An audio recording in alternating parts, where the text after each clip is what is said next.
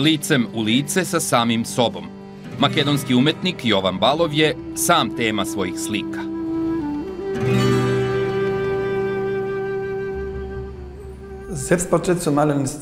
Autoportreti su uvek interesantni za slikanje, a sa druge strane i veoma teški. Fotografisao sam sebe i pripremao se za ceo proces. Postoji poslovica. Kada čovek priča sam sa sobom, ne može da laže. U seriji slika Ja sam onaj ko sam, on analizira veoma različite strane sopstvene ličnosti. Sećanja iz detinjstva naviru dok umetnik slika portrete svojih roditelja. Otac je u Grčkoj pripadao slovensko-makedonskoj manjini i morao je da nakon građanskog rata 1949. beži u Makedoniju. Ali tamo se nikada nije osjećao kao kod kuće i to je ostavilo traga i na sinu Jovanu. Studirao je slikarstvo u Skoplju i brzo postigao uspeh. Ipak želeo je da ode. Na kraju studija imao sam osjećaj da u domovini nemam budućnost. Želeo je da se uključi na međunarodnu umetničku scenu i krenuo ka Berlinu. Januara 1989. prešao je granicu na prelazu Friedrichstrasse. Došao sam pre 23 godine sa 50 maraka u džepu i nisam nikog znao u Berlinu. Sa jugoslovenskim pasošem mogao sam lako da se krećem između istočnog i zapadnog Berlina. I to je bilo naročito interesantno, da otkrijem podeljeni grad i vidim kontraste kulture i umetničke scene.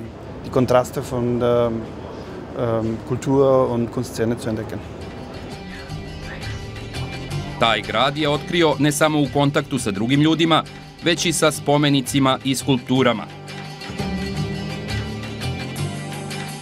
Kao na primer ovde gde Sveti Georgije ubija aždaju.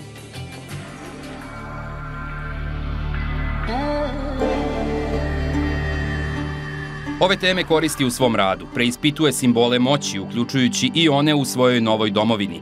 Balov eksperimentiše sa slikanjem, videosnimkom i fotografijom i izlaže u međunarodnim galerijama i muzejima.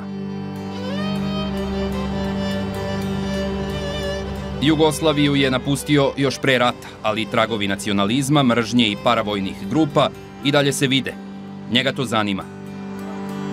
Na Schlossbrucku u Berlinu Balov posmatra romantično predstavljene skulpture ratnika antičke mitologije. U jednoj svojoj izložbi on ih upoređuje sa aktuelnošću i zverstvima ratova na Balkanu. To je meni bilo interesantno da uporedim i jedno i drugo lice.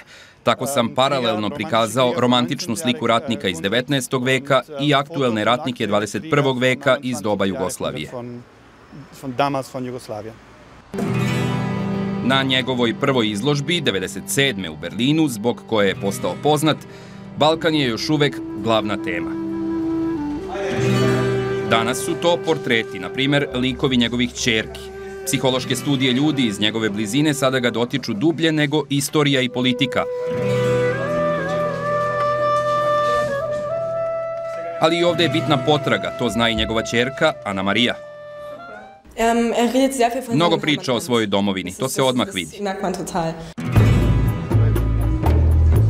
Već 8 godina Balov ima galeriju namenjenu umetnicima sa Balkana. Već 150 ljudi izlagalo je u Prima centru. On često organizuje i izložbe berlinskih umetnika u Makedoniji.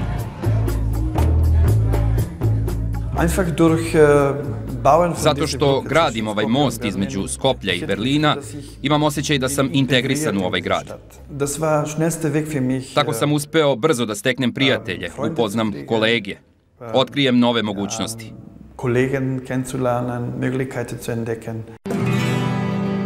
Graditelj mostova koji je pronašao svoje mesto.